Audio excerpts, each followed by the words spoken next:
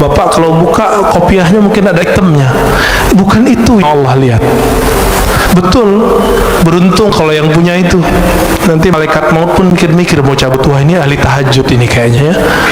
Tapi bukan itu yang kita kejar. Kau bisa sembunyiin itu. Kenapa?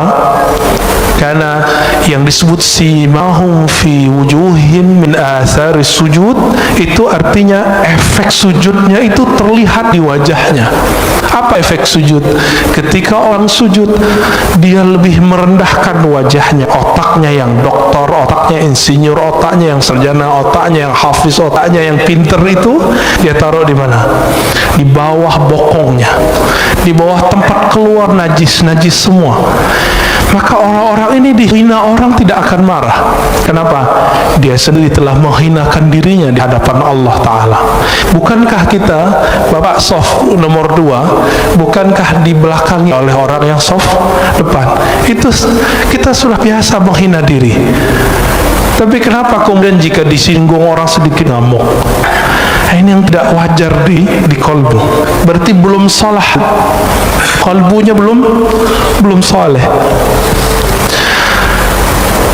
Dalam kalimat ini dikatakan, jadi keadaan fisik itu selalu menerjemahkan keadaan kolbu.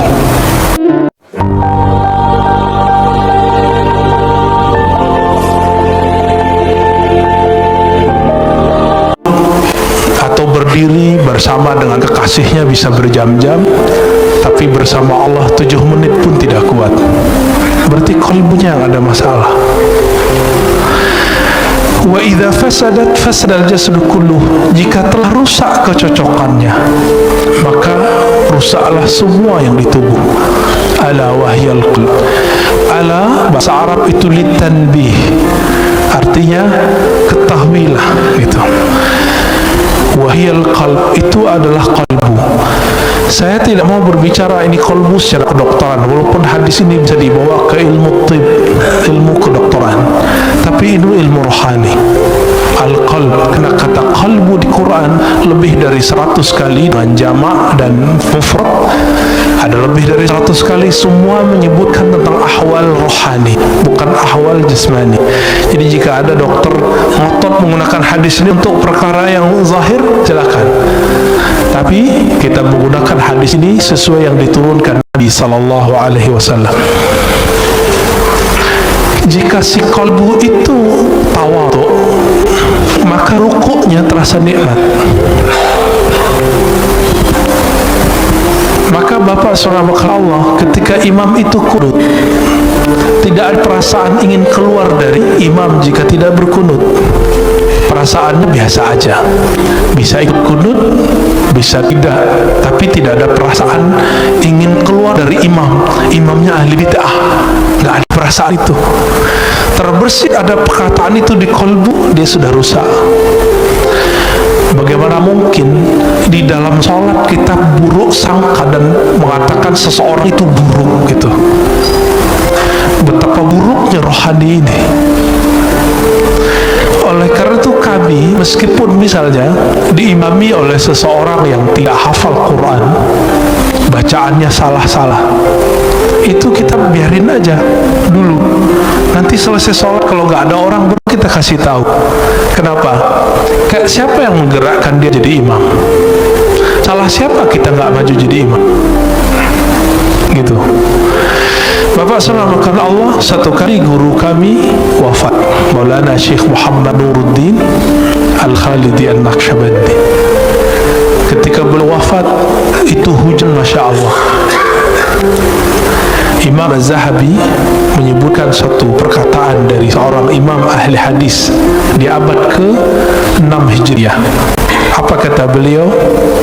Ciri-ciri seseorang itu meninggal dirahmati Allah, maka Allah kirim malaikat dalam bentuk awan. Fayughfar lahu, maka diampuni baginya. Kalau guru saya ini bukan hanya awan, itu hujan dari beliau sakaratul maut sampai esok pagi, sampai kemudian kita kuburkan, itu hujan gak berhenti. Apa yang ajaib? Keluar dari rumah, itu rumah gadang ya. Turun dari rumah itu ketika kita bawa keranda, itu hujan berhenti. Kayak ada yang kendaliin. Masuk masjid hujan deras, dan itu sangat ajaib. Ketika selesai sholat, kita zikir, tahlil segala macam, kami keluar, hujan berhenti. Tapi di saat ketika mau jadi imam, orang yang beliau angkat jadi wakilnya itu seorang yang ummi, bacaan Qur'annya nggak bagus. Tiba-tiba ada seorang murid yang dianggap telah durhaka oleh beliau, ingin tebar pesona jadi imam, padahal nggak ada yang nyuruh beliau. Awalnya mau narik dia untuk turun, tapi tiba-tiba beliau dapat ilham dari kolbunya sendiri yang bicara. Apa kata kolbunya? Hei, kamu tidak usah emosi. Yang menggerakkan dia ke depan siapa? Itu Allah, bukan kamu, bukan dia. Dipikir-pikir, wah saya juga nggak hafiz Quran. Ya sudah. Nah, itu adabnya. Maka saya tidak pernah lagi marah waktu, karena jenggot saya nggak terlalu panjang, celana saya kadang jingkrang kadang tidak. Satu kali di satu masjid kita masuk, semua jamaah sudah siap mempersilakan saya jadi imam karena saya ustadz di situ.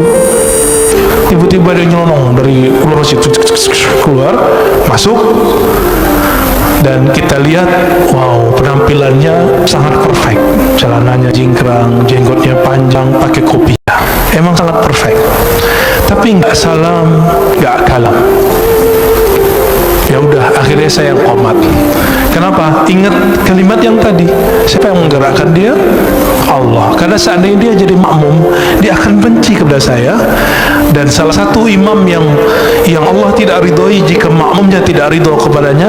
Jika ridhonya tidak berkaitan dengan syariat, tidak masalah. Tapi kalau berkaitan, itu bermasalah. Maka kita biarkan, ya. Saya ikutin aja. Ya, yang saya lihat bukan dia, tapi yang saya lihat adalah gerakan-gerakan dari Allah Ta'ala. Bapak Ibu Saudara makan Allah, kalau orang begitu, kira-kira kebencian keluar nggak dari kolbunya? Insya Allah keluar, ya. Baik, kembali ke yang tadi. Maka al-a'mal, amal itu masdaruhal qalb, tempat terbitnya adalah qalbu, tapi dia butuh bukti. Maka di Quran disebut i'malu fasarallahu a'malakum, beramallah kamu maka Allah akan memperhatikan amalmu. Nah, pertanyaannya, merasa diperhatikan Allah nggak tadi sholatnya? Berarti sholatnya belum ngamalin ayat ini.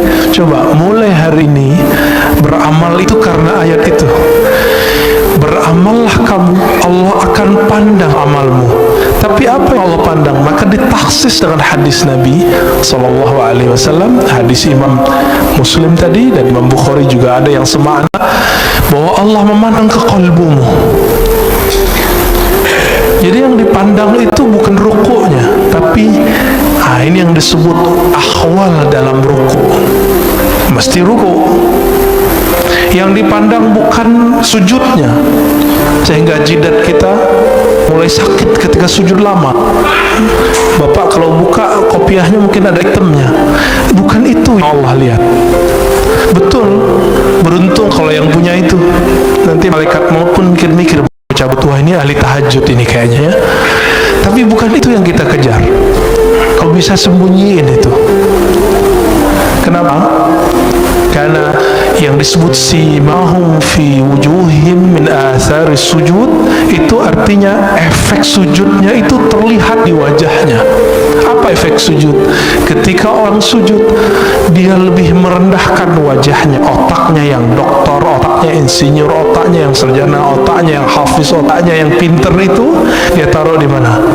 Di bawah bokongnya, di bawah tempat keluar najis-najis semua. Maka orang-orang ini dihina orang tidak akan marah. Kenapa? Dia sendiri telah menghinakan dirinya di hadapan Allah Ta'ala. Bukankah kita, Bapak soft nomor 2, bukankah dibelakangi oleh orang yang soft depan? Itu kita sudah biasa menghina diri. Tapi kenapa kemudian jika disinggung orang sedikit ngamuk? Ini yang tidak wajar di kolbu. Berarti belum salah, kolbunya belum soleh. dalam kalimat ini dikatakan, jadi keadaan fisik itu selalu menerjemahkan keadaan